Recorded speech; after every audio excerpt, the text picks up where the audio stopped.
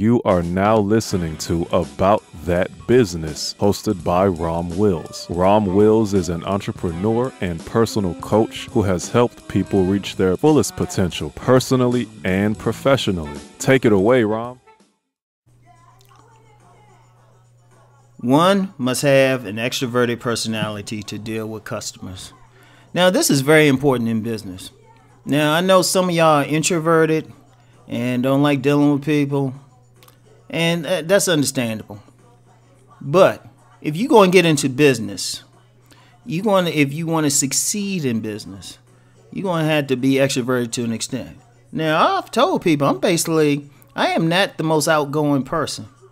People don't see that because usually if I'm out, I'm like, hey, how you doing or whatever, and I don't have any, I never had any approach anxiety when it came to women or just being at the party and shooting the breeze with everybody.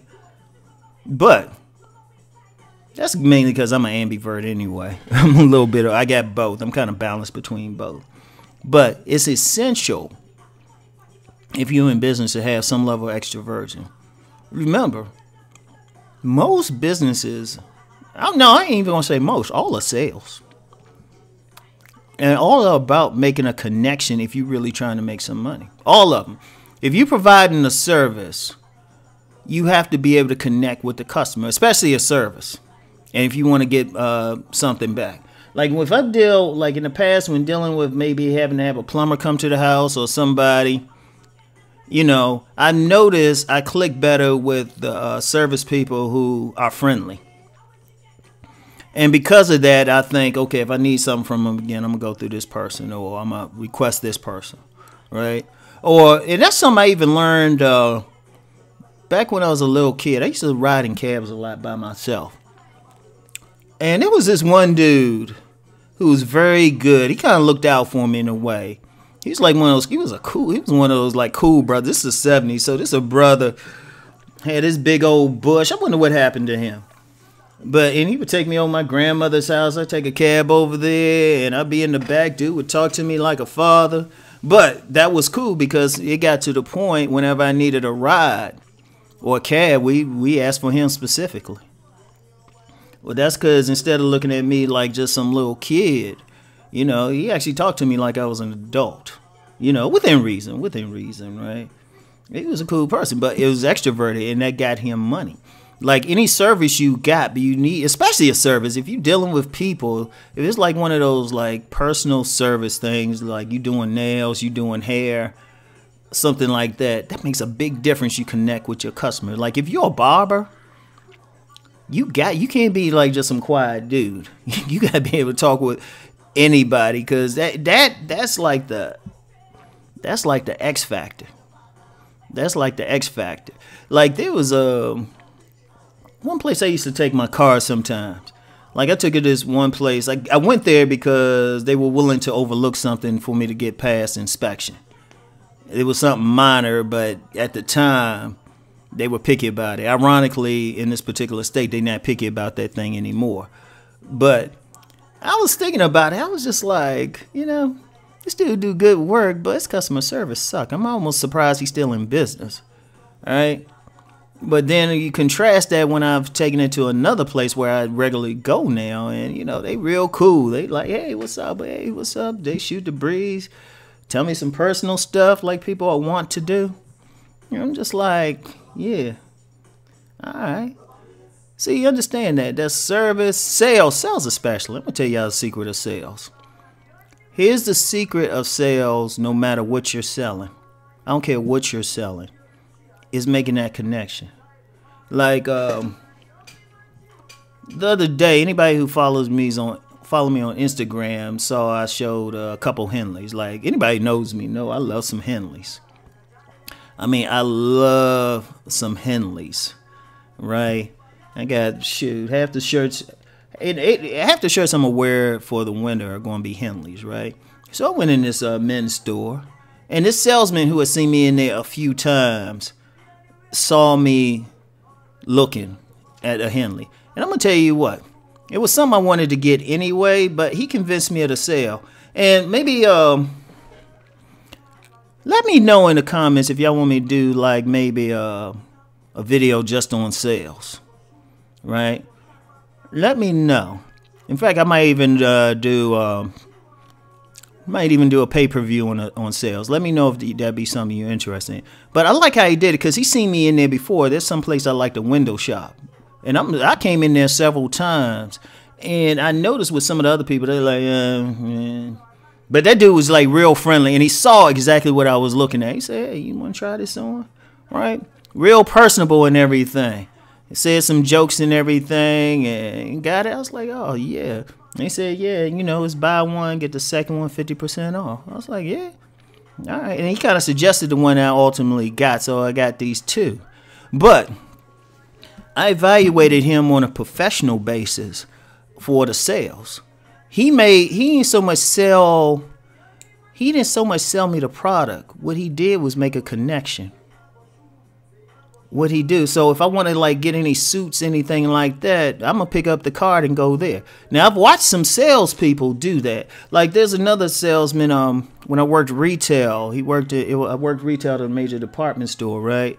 And this gentleman, he was a manager of the men's section, so he dealt with suits. And I'll never forget this. This was textbook. A gentleman came in, and so was just looking for just a sport coat. Just a sport coat, nothing else, right? And after this particular salesman got through, now the sport coat by itself would have cost about, with tax, about $80. After this salesman got through, this man that came in here for an $80 sport coat left out with $1,500 worth of product. Like big bags, big bags. Like he had outfits. He was pretty much outfitted for a week. Different levels, ties, socks, everything, right? Now, somebody looking at it on a technical thing will say, well, you know what? He was able to add items, accessories and stuff. And for a real quick sales tidbit, you always want to add something, especially if you're selling clothing. Like if I decide to sell clothing or something, I'm gonna make sure they go out of there with a suit on, or you gotta add, say, socks, all of that. Just a little tidbit. But I noticed what the salesman did. He didn't so much sell the product, because they were sitting there talking about fishing and a bunch of other stuff that had nothing. Let me say that again, nothing to do with the actual clothing. And that's very important. But what he did was make a connection. See, when you make a connection, all of a sudden, and I've done this in sales myself. Like when I've done sales and I've had to deal with women, I've had to deal with women doing gym sales and also selling books. I've had women buy books from me that had nothing to do with women, or they might just buy something just to support you. Why? Because I would make a personal connection with them. Or even with some dudes, we might start talking about sports or something. All right, you made a connection. When you do that, you weaken their defenses. You weaken the know out of them. And then really it just comes down to if they actually have money. Let me say that again. It comes down if they actually have money. That's really the biggest reason why you'll lose that sale. They just can't afford it at that time. But they'll tend to come back to you when they need something. See, once you get that connection, they always buy stuff. Like when I also worked in a small retail store. It sold African clothing and sculptures. One of the things I was advised to do was develop a relationship with certain customers. I had my customers, and like new stuff come in, I call them up and say, "Hey, yo, I got this new thing here for you. Why don't you come on in?" And in fact, that's something they teach in sales, like with department stores and stuff. At least they try. That's another podcast, right? But sometimes people will buy that stuff, or they could become convinced, and they like, "Oh, yeah, I got the money. Let me get this. This looks real nice." Now, conversely, when I saw people who just showed us that, "Oh, yeah, it's right there," or something, they didn't make any connection, even if the person wanted that product. Now, that's something I've seen a lot. I've seen a lot of people say, "You know what? I ain't gonna buy anything from here." No, nobody talked. I wanted to buy this thing right here, and nobody's trying to sell it to me. Buy. So that's important. That social thing is important. So in order to deal with that, you got to be extroverted. You got to be able to reach out. You know, you got to be able to talk. Even if you normally shy otherwise, when you go on to sell something, when you're dealing with customers, when you selling products, you got to look at it as a stage. Like at that little African store that I worked at, the manager, the owner, she said, you know what, she called it the show. She called it the show, right? And in fact, that's what I started calling whenever I deal with, whenever I like go to a retail place or even a restaurant. A lot of it's just a show. You know, some of y'all fellas, y'all go to some of these restaurants, the women's a little friendly and stuff. You know, it's part of the show. You see that person out in public or something, they might look at you like, oh yeah.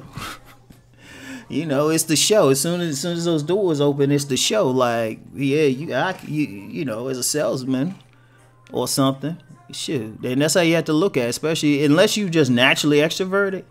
But regardless of where you are, you got to be extroverted. So, anyway, that's it.